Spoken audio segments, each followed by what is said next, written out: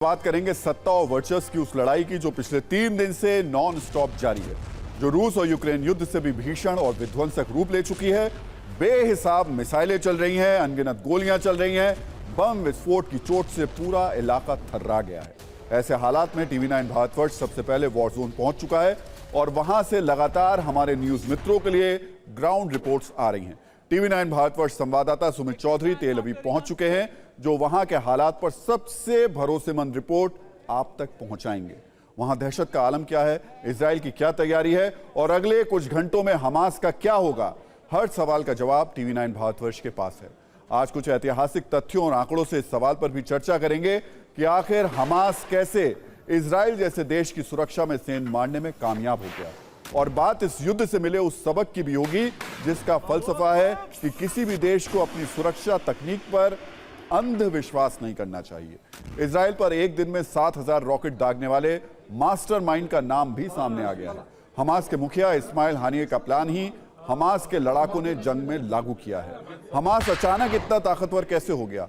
इतने रॉकेट, इतने बम, इतना गोला बारूद हमास को कहां से मिला? ये सवाल भी बहुत लोगों के मन में उठ रहा है। युद्ध में चल रहे हथियारों का ईरान कनेक्शन और हथियार सप्लाई का सीक्रेट रूट भी बेहद चौंकाने वाला है। आपको बिना वक्त गवाए इजराइल के वॉर जोन में लेकर चलते हैं, जहां टीवी 9 भारतवर्ष के रिपोर्टर सुमित चौधरी पहुंच चुके हैं।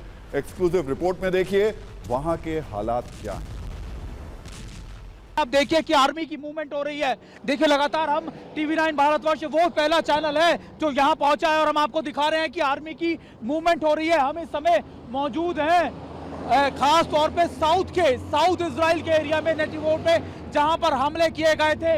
ये वो इलाका है जहां पर 22 लोकेशंस पर हमले किए गए थे और अब टीवी 9 भारतवर्ष पहला ऐसा चैनल है जो आपको ये दिखा रहा है कि आर्मी के कॉन्वॉयज लगातार मूव कर रहे हैं। और ये देखिए, ये पूरा इलाका कॉर्डन कर दिया गया है और इस इलाकों के अंदर ही अब मैक्सिमम जो है आर्मी की मूवमेंट की जा रही है। टैंक, आर्टिलरी गन्स को मूव किया जा रहा है। मेरे कैमरा पर्सन निशांत मेरे साथ है और देखिए मैं ये दिखाने की कोशिश कर रहा हूँ कि आखिरकार इस समय आईडीएफ किस तरीके से काम कर रहा है। और ये देखिए स्नाइपर राइफल्स के साथ साथ असॉल्ट राइफल्स और इतने बड़े हैवी वेपन्स के साथ लगातार यहाँ पे तैयारियां की जा रही हैं। और देखिए मैं आपको आगे भी लेके चलता हूँ जहाँ पर सर्विलेंस यूनिट या फिर आपके टैंक जो हैं वो यहाँ पर मूव किए जा रहे हैं। टीवी 9 भारतवर्ष आपको लेकर आया है उस जगह पर जहाँ पर, उस एपिसेंटर में जहाँ पर हमास की तरफ से सबसे ज़्यादा अटैक किए गए थे। साउथ इजराइल का ये वो इलाका है और मैं आपको सीधी दिखा रहा हूँ, तस्वीरें दिखा रहा हूँ कि कैसे आईडीएफ अब अपने आप को तैयार कर रहा है। आईडीएफ के लगातार इन इलाकों में टारगेट करने की तैयारी कर रहा है। अलग अलग स्पेशल यूनिट्स की जो टीमें हैं वो लगातार डिप्लॉय की गई हैं और अभी ये वो इलाका है जहाँ से सारी मूवमेंट की जा रही है साउथ इजराइल में। देखिए tank, artillery gun, surveillance units सब तैनात की गई है, रडार सिस्टम तक तैनात कर दिए गए हैं। और ये इसलिए भी क्योंकि कोई भी अगर अटैक आता है, कोई भी रॉकेट्स आते हैं तो फिर उनका जवाब दिया जा सके या फिर आयरन ड्रोन की मदद से उनको निष्क्रिय किए जा सके। और देखिए मैं एक बार फिर आपको आगे लेके चलता हूँ। निशांत चलिए, अगर हम दिखाने की कोशिश करते हैं कि क्या इस समय हालात है यहाँ पर। और देखिए इस पूरे इलाके को कॉर्डन कर दिया गया है और ऊपर भी अगर आप देखें हेलीकॉप्टर्स लगातार उड़ान भर रहे हैं, यहाँ पर गश्त कर रहे हैं, लगातार पेट्रोलिंग कर रहे हैं और ये देख रहे हैं कि कहाँ कहाँ पर मूवमेंट हो रही है। कहीं पर अगर अटैक की संभावना दिख रही है, कहीं फायर फाइटिंग चल रही है तो उसका जवाब देने के लिए टीम्स को यहाँ से आगे मूव किया जाए। और देखिए ये मैं आपको तस्वीरें दिखा दूं कि सबसे पहले बख्तरबंद गाड़ियों का इस्तेमाल किया जा रहा है। अब तक हमास के खिलाफ ऑपरेशन जो था वो इस बेसिस पे था कि जो टीमें ऑन ग्राउंड थी वो लगातार मूव कर रही थी, लेकिन अब आर्टिलरी गन, टैंक्स, इन सब का इस्तेमाल किया जा रहा है। इजराइल के ग्राउंड जीरो से और भी जाबाज रिपोर्ट आपको दिखाएंगे। पहले हमास की क्रूरता वाले एक और वीडियो सबूत को देख लीजिए। हमास के आतंकवादियों ने इजराइल पर ऐसे समय में अटैक किया जब इजराइल के लोग त्योहार के जश्न में मशगूल थे। तो ये जो वीडियो हम आपको दिखा रहे हैं ये उस वक्त का है जब लोग जश्न में डूबे हुए थे और उस वक्त अचानक हमास के आतंकवादियों ने उन पर हमला कर दिया। इस तरीके के कई वीडियो सबूत पिछले 48 घंटे में देखने को मिले हैं। कहीं पार्टियां चल रही थी, अचानक उसी पार्टी के बीच में हमास के आतंकवादी पहुंचे और वहां उन्होंने मौत का तांडव मचा दिया। यहाँ एयरपोर्ट पहुंचे और अगर आप आवाज सुन रहे हो तो सायरन की आवाज आ रही है और हमारे आसपास जितने लोग हैं वो देखिए नीचे बैठ गए हैं और हमें भी बोला गया है कि देखिए आप जमीन पर लेट जाइए या बैठ जाइए और बेली टू दी फ्लोर, यानी हमको बोला जा रहा है कि आप बिल्कुल नीचे लेट जाइए। देखिए मेरे कैमरा पर्सन आपको दिखा रहे होंगे और वो अगर दूसरी तरफ घुमाए, देखिए किस तरीके से, ऐसा नहीं है कि हम ही ऐसा कर रहे हैं, सभी लोग एयरपोर्ट पे जो पहुंचे हैं, मैंने आपको बताया था कि भाग रहे हैं, अंदर शेल्टर में जा रहे हैं, लोगों को अंदर जाने के लिए बोल दिया गया। देखिए गाड़ियां वहीं के वहीं छोड़कर लोग अंदर भाग रहे हैं, कोई शेड ले रहा है, कोई किसी की ओट ले रहा है, और हमको भी इसी तरीके से बोला गया है यहाँ पर खड़ा होना वाजिब नहीं है। और हम एयरपोर्ट पहुंचे थे और देखिए बॉम्ब, ये एयरपोर्ट के ऊपर ब्लास्ट हुआ है। देखिए बिल्कुल मैं आपको बता रहा हूँ कि एयरपोर्ट पे ब्लास्ट हुआ है। नीचे नीचे लेट जाइए इन इलाकों में। और अभी यहाँ पर बहुत पैनिक सिचुएशन है एयरपोर्ट पे। नीचे लेट जाइए। और सीधे एक बार चलते हैं इजराइल, जहां मेरे सहयोगी सुमित चौधरी मौजूद हैं। राहुल जी देखिए हम यहाँ पर पहुंचे हुए हैं और मैं आपको दिखा रहा हूँ तस्वीरें, अगर आप पीछे देख रहे हो कि यहाँ पर अभी अटैक हुआ है। अब हम यहीं पर मौजूद थे, ताबड़तोड़ कई रॉकेट से दागे गए। और देखिए लाइव अभी भी आप फटते हुए नजर आ जाएंगे आपको कई जगह, क्योंकि कई स्प्रिंटर्स से अटैक किया गया है, कई रॉकेट दागे गए हैं। अब ये लाइव तस्वीरें हम आपको दिखा रहे हैं, ये साउथ इलाका है इजराइल का। और देखिए लगातार मैं आपको बता रहा था कि कितना पैनिक है यहाँ पर। अभी भी कई जगहों पर हम उस एपिसेंटर में है जो गाजा पट्टी के ठीक पास है। और देखिए तस्वीरें हम अपने दर्शकों को सीधे पहुंचा रहे हैं कि आप देखिए कितनी भयानक होती जा रही है जंग। और अभी देखिए कई लोगों को इसमें चोटें भी आई हैं, कई लोगों को यहाँ से हटाया गया है। ये तस्वीरें लाइव तस्वीरें हैं हमारे दर्शकों को दिखाने के लिए कि देखिए अभी क्या हालात है यहाँ पर। लोग जो है फोर्सेज ने यहाँ पर लोगों को निकाल जरूर लिया है, सिक्योरिटी फोर्सेज यहाँ मौजूद हैं, लेकिन इन जगहों को टारगेट किया गया है हमास की तरफ से। और देखिए लगातार रॉकेट कई दागे, हालांकि आयरन ड्रोम इन्होंने इस्तेमाल किया और आयरन ड्रोम ने कई रॉकेट्स को निष्क्रिय किया, लेकिन फिर भी एक रॉकेट यहाँ पर आकर गिरा और इस पूरे रिहायशी इलाके को टारगेट किया गया है। ये साउथ का इलाका है और मैं आपको बता रहा था कि किस तरीके का पैनिक यहाँ पर मौजूद है, किस तरीके का पैनिक सिचुएशन यहाँ पर है। और देखिए तस्वीर अगर आप देखें कि गाड़ियों को क्षति पहुंची है, पूरे घर के अंदर आग लग चुकी है जिसको बुझाने का काम किया जा रहा है। यहाँ पर एम्बुलेंस के साथ साथ जो सिक्योरिटी फोर्सेज हैं वो भी यहाँ पर मौजूद हैं। और अभी ये हालात हैं, देखिए अभी आग को पर काबू पाने का काम किया जाए। कितनी कैजुअलिटी हैं, कितने लोगों को चोटें आई हैं, इसका आकलन नहीं है, इसके बारे में जानकारी नहीं है। लेकिन ये ज़रूर है कि ऐसी स्थिति आपको साउथ इजराइल के हर दूसरी गलियों में देखने को मिल जाएगी। हर 1 घंटे के अंदर रॉकेट दागे जाते हैं, मल्टीपल रॉकेट दागे जाते हैं और जिसको निष्क्रिय करने की कोशिश इजराइल की फोर्सेज ज़रूर करती है। लेकिन हमास की तरफ से ये अटैक रुकने का नाम नहीं ले रहे। ऐसे इलाकों के अंदर लगातार हमास अटैक कर रहा है, सिविलियन एरियाज को टारगेट कर रहा है और कोशिश ये कर रहा है कि ज़्यादा से ज़्यादा कैजुअलिटीज हो। देखिए आप देखिए कि किस तरीके से सिक्योरिटी फोर्सेज ने अभी कॉर्डन किया हुआ है, इस इलाकों में हटाया जा रहा है और इनका जो ऑपरेशन है ये यहाँ पर चल रहा है। अभी जब हम यहाँ मौजूद थे हमारे ठीक कैमरे में कैप्चर हुई सारी तस्वीरें जिसमें जो मल्टीपल रॉकेट्स थे वो दागे जा रहे थे और लगातार उनको हम देख रहे थे, हम उनको कैप्चर कर पा रहे थे। हम ये भी देख रहे थे कि कैसे आयरन ड्रोम तुरंत एक्टिव हुआ और उसके बाद कई मिसाइल्स को, कई रॉकेट्स को निष्क्रिय किया गया। लेकिन एक जो बता रहे हैं 1 से 2 रॉकेट जो है वो सिविलियन एरियाज में जाकर गिरा है जिसने कुछ इलाकों को नुकसान भी पहुंचाया है। राहुल जी। सुमित, सबसे पहले तो आप सुरक्षित रहिए, अपना ध्यान रखिए, क्योंकि आप जब उतरे थे एयरपोर्ट पर, जिस जगह आप मौजूद थे वहां पर भी एक हमला हुआ, ब्लास्ट हुआ बहुत बड़ा। और अभी आप जहां मौजूद हैं इस वक्त इजराइल के हालात वाकई बहुत ज़्यादा खतरनाक बने हुए हैं। लेकिन क्या आप बता पाएंगे एक बार तफसील से इस वक्त आप कौन से इलाके में खड़े हुए हैं? और ये तस्वीरें तो बता रही हैं कि लग रहा है कुछ मिनट पहले की घटना है जब ये हमला हुआ है। जी हाँ, ये अशकलोन का इलाका है राहुल जी। और मैं आपको जब बता रहा हूँ कि ये साउथ इजराइल का इलाका है, सदर्न इलाका है। और यहीं पर आपको याद होगा 48 घंटे पहले भी यहीं पर सबसे ज़्यादा आपने देखा था कि साउथ के इलाकों में, साउथ इजराइल के इलाकों में जो हमास की तरफ से अटैक किए गए थे और अभी भी यहीं को टारगेट किया जा रहा है। और मैं आपको इतना भी बता दूं क्योंकि जब हम बात कर रहे थे राहुल जी, तब भी ऊपर हम कई बम्बारमेंट की बूम की आवाज़ सुनाई दे रही है हमको, लगातार यहाँ पर फाइटर एयरक्राफ्ट की आवाज़ सुनाई दे रही है, वो भी फ्लाई कर रहे हैं। तो यानी मतलब साफ है कि पूरी तरीके से इस इलाके को सिक्योर करने की कोशिश की जा रही है। और ये तस्वीरें इस बात को दिखा रही है कि ये कितना संवेदनशील इलाका है।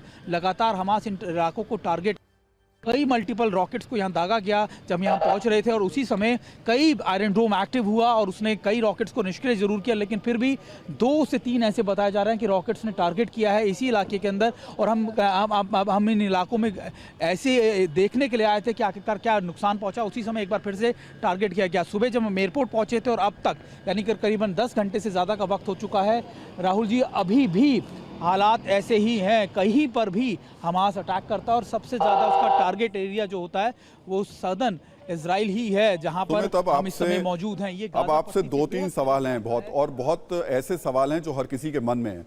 आप जिस जगह खड़े हुए हैं उस देश को दुनिया का सबसे आधुनिक तकनीक वाला देश माना जाता है।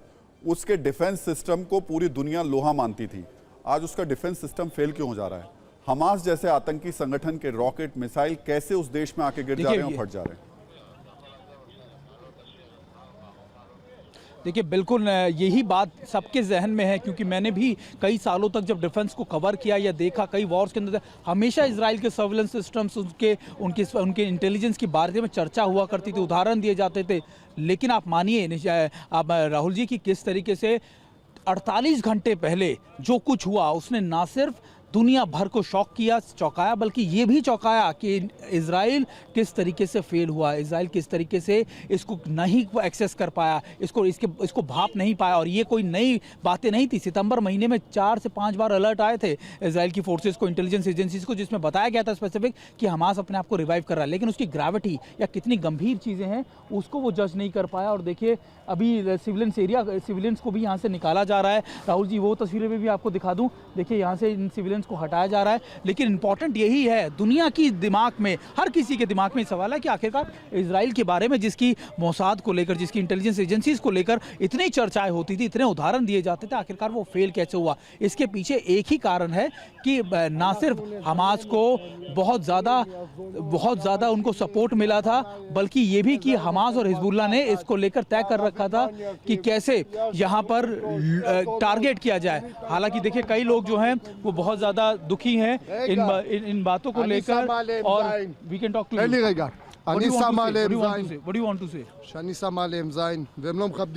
हम उनकी बात, लेकिन एंगर है यहाँ पर, लोगों में गुस्सा है इजराइल के लोगों को, खासतौर पर जिस तरीके से हमास टारगेट कर रहा है। महत्वपूर्ण बात यह है, बता दूं कि लगातार जब ये तस्वीरें हम देख रहे हैं और आपके पीछे बिल्कुल मुझे लग रहा है कुछ मिनट पहले ही जो अटैक हुआ है, हमास की इतनी हिम्मत कैसे हो गई? मैं खुद 2 बार इजराइल जा चुका हूँ। जो मोसाद की स्थिति है, जो इजराइल के पास कोई डिफेंस सिस्टम है, कभी हिम्मत हमास इतने बड़े हमले की नहीं जुटा पा रहा है। हमास खुद कर रहा है या फिर कहीं बहुत बड़ा सपोर्ट उसके पीछे?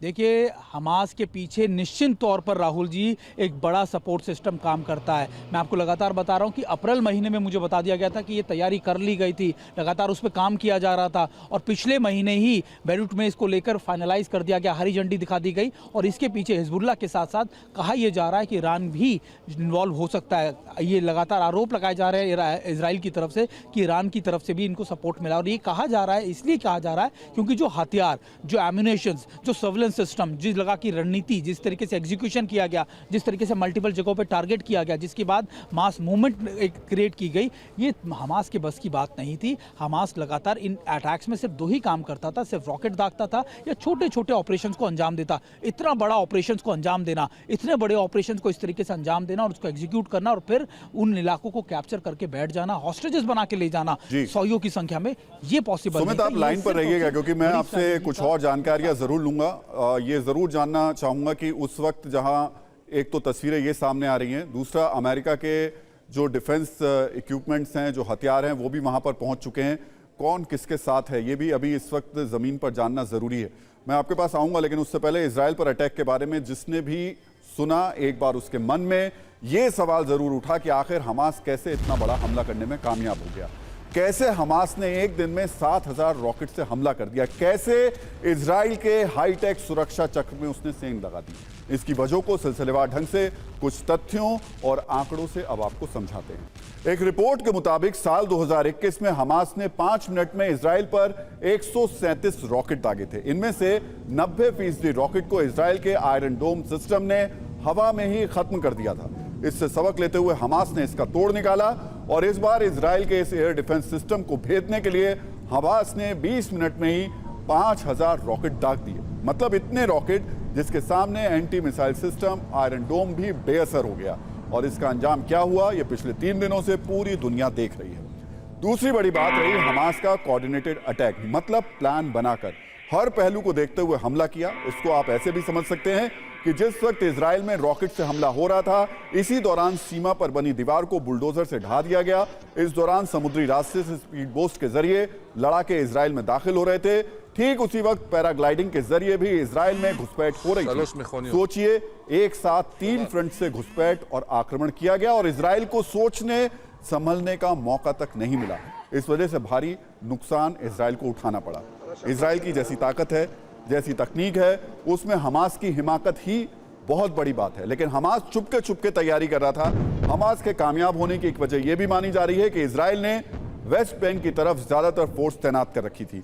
ज्यादा ध्यान वेस्ट बैंक पर होने का फायदा गाजा पट्टी में हमास ने उठाया। जब तक इसराइल की सेना एक छोर से दूसरे छोर पर पहुंचती, उसे काफी नुकसान हो चुका था। यहां पर एक खास बात यह भी है कि इजरायली खुफिया एजेंसियों की आंखों में धूल झोंकते हुए हमास ने हमले के लिए शबात यानी यहूदियों की धार्मिक छुट्टी का दिन चुना। यह दिन इजरायली लोगों के लिए प्रार्थना और आराम फरमाने का होता है। सोचिए इजराइल की कितनी बड़ी तकनीकी और खुफिया नाकामी है। इजराइल के बॉर्डर पर सुरक्षा कैमरे, अत्याधुनिक थर्मल इमेजिंग सेंसर, आधुनिक बॉर्डर फेंसिंग और आयरन डोम सिस्टम एक्टिव होने के बावजूद इस हमले को रोका नहीं जा सका। यह एक सबक है कि तकनीक पर अति विश्वास करना और आंख बंद करके बेफिक्र होना महंगा पड़ सकता है। एक सवाल यह भी है कि आखिर हमास के पास इतनी संख्या में हथियार कहां से आए, किसके साथ मिलकर हमास अटैक की तैयारी कर रहा था। पहले आपको उस शख्स से मिलवाते हैं जो 24 घंटे में इजराइल पर 7000 रॉकेट दागने वाला मास्टरमाइंड है। वो हमास का चीफ इस्माइल है। इस्माइल का एक वीडियो भी तेजी से वायरल हो रहा है, जिसमें देखा जा सकता है कि हमास का मुखिया अपने गुर्गों के साथ टीवी चैनल पर इजराइल को दहलाने वाली तस्वीरें देख रहा था। वो तस्वीरें देख रहा था जिसमें इजराइल के नागरिक मारे जा रहे थे। कोई तड़प रहा था, कोई दहशत में भाग रहा था, किसी के साथ हमास के आतंकी जुल्म कर रहे थे। इजराइल की सुरक्षा कवच को भेदने वाला इस्माइल हानिया हमास के संस्थापक अहमद यासीन का सहयोगी रह चुका है। साल 2004 में यासीन इजराइल की एयर स्ट्राइक में मारा गया था। अब इस्माइल हानिया हमास को लीड कर रहा है। लेकिन सवाल है कि हमास को इतनी शक्ति कहां से मिली जिससे वो इजराइल में इतना खून खराबा कर सके। इस कहानी को भी अब आप समझ लीजिए। जैसा कि दावा किया जा रहा है कि ईरान से 2 रास्तों से हथियार गाजा पट्टी में भेजे जाते हैं। ईरान से हथियार समुद्री मार्ग के रास्ते सूडान पहुंचता है, सूडान से मिस्र भेजा जाता है और मिस्र से टनल या समुद्री रास्ते से इन हथियारों को गाजा पट्टी पहुंचाया जाता है। आपको बता दें, साल 2016 में सूडान से समुद्री मार्ग और टनल से हथियार सप्लाई पर रोक लगा दी गई थी। इसके बावजूद तस्करी के जरिए हथियारों की सप्लाई होती है। वहीं दूसरा रास्ता भी समुद्र वाला ही है। ईरान से समुद्री मार्ग के जरिए हथियारों को लेबनान पहुंचाया जाता है। लेबनान से टनल या समुद्री मार्ग से गाजा पट्टी पहुंचता है। यह भी दावा है कि आतंकी संगठन हिजबुल्लाह की मदद से गाजा तक घातक हथियार पहुंचाए जाते हैं। इजराइल को हुए नुकसान में मोसाद की असफलता का भी जिक्र बार बार हो रहा है। बड़े बड़े लोगों की जुबान से यही निकल रहा है कि कैसे मोसाद भी फेल हो गया। मोसाद को दुनिया की सबसे खतरनाक और सक्षम खुफिया एजेंसियों में गिना जाता है। मोसाद ने बार बार कठिन ऑपरेशंस को सफलतापूर्वक अंजाम देकर अपनी शक्ति का लोहा भी मनवाया है। यहां मोसाद की जुनूनी काबिलियत का एक विश्व प्रसिद्ध उदाहरण याद आ रहा है। 5 सितंबर 1972 को जर्मनी के म्यूनिख शहर में ओलंपिक गेम्स के दौरान फिलिस्तीन के आतंकवादियों ने इजराइल टीम के 11 सदस्यों को बंधक बना लिया था। उस वक्त आतंकवादियों ने मांग रखी थी कि इजराइल की जेलों में बंद 234 फिलिस्तीनियों को रिहा किया जाए, लेकिन इजराइल ने 2 टूक शब्दों में उनकी मांग मानने से इनकार कर दिया। जवाब में फिलिस्तीन के आतंकवादियों ने इजराइल के 6 कोच और 5 एथलीट्स की हत्या कर दी। जवाबी कार्रवाई में इस हमले को अंजाम देने वाले 8 आतंकवादी मारे गए, लेकिन इजराइल का बदला अभी अधूरा था। इजराइल ने अपनी खुफिया एजेंसी मोसाद की मदद से उन सभी लोगों के कत्ल की योजना बनाई जिन्होंने इस हमले की साजिश रची थी। इस मिशन को ऑपरेशन रेथ ऑफ गॉड यानी ईश्वर का कहर कहा गया। इसके बाद मोसाद के एजेंट्स दुनिया के अलग अलग देशों में जाकर करीब 20 साल तक गुनहगारों को मारते रहे और वो तब तक नहीं रुके जब तक एक एक आतंकवादी मारा नहीं गया। सोचिए मोसाद की मारक शक्ति कैसी है। लेकिन हमास ने मोसाद के इंटेलिजेंस पर बड़ा प्रश्न चिन्ह लगा दिया है। बताया जा रहा है कि 18 महीने से हमास इस हमले की तैयारी कर रहा था, खौफनाक प्लान बना रहा था और मोसाद को इसकी भनक तक नहीं लगी। हालांकि अब इजराइल किसी भी कीमत पर हमास को छोड़ने के मूड में नहीं है। इजराइल के हथियारों का निशाना गाजा पट्टी है, जहां अभी हमास का कब्जा है। इजराइल ने वहां आज भी बमबारी की। हमास के कई रॉकेट लॉन्चर्स को तबाह कर दिया गया। वहीं सेंट्रल गाजा में इजराइल की एयर स्ट्राइक में हमास के हथियार डिपो ध्वस्त हो गए। यह वीडियो सबूत है युद्ध के और भी विनाशकारी होने का। गाजा पट्टी में इजराइल 1 लाख से ज्यादा सैनिक भेज चुका है। वहां के मेयर ने कहा है कि हमें गाजा में दाखिल होकर हमास और जिहादियों को खत्म करना होगा। और मेरे सहयोगी सुमित इस वक्त उस वॉर जोन में मौजूद हैं जहां पर अभी से कुछ मिनट पहले ही एक हमला हुआ है रॉकेट के जरिए। सुमित, सवाल सबसे बड़ा ये, आपके पीछे तस्वीरें अभी भी बता रही हैं कि किस तरीके से हमास के रॉकेट लगातार यहां पर गिर रहे हैं, लोगों को अपना निशाना बना रहे हैं। लेकिन सवाल ये सबसे बड़ा, इस पूरे इलाके में इजराइल ने गाजा पट्टी नहीं, तमाम जितने देश आसपास थे, लेबनान है, जॉर्डन है, तमाम जितने देश थे, उनको एक तरीके से दबा के रखा हुआ था। क्या तस्वीर बदलने वाली है और क्या इन हमलों से हम कह सकते हैं कि इजराइल कमजोर हो रहा है?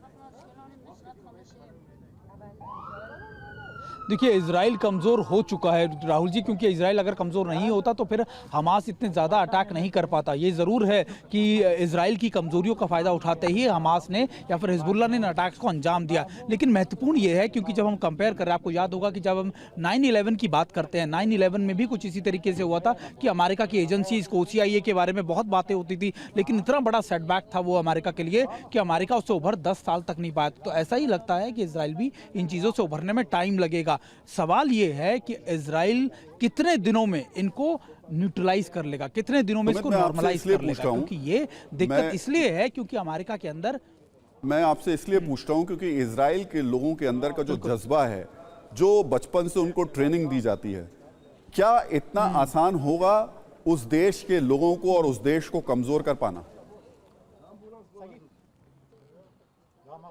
देखिए, यही बात है। जब सुबह मैं आया तो इस बात का जवाब मुझे भी मिला राहुल जी, कि सुबह आते वक्त मुझे जितने लोग मिले, जितने लोग इजरायली बाहर रहते थे सिटीजन से, वो वापस आ रहे थे। मैंने उनसे पूछा कि आखिरकार क्या है, क्योंकि वहाँ तो वॉर चले, तो उन्होंने कहा कि we need to support our country, we need to help our country, we need to help our brothers. So that means वो क्लियर था कि अब इजराइल के जितने भी लोग हैं दुनिया भर में, ज्यूज़, वो वहाँ अपने घरों में पहुँच कर, ना सिर्फ पुरुष में आपकी बात कर रहा हूँ, महिलाओं की भी बात कर रहा हूँ, ये जज्बा महिलाओं में भी नजर आया।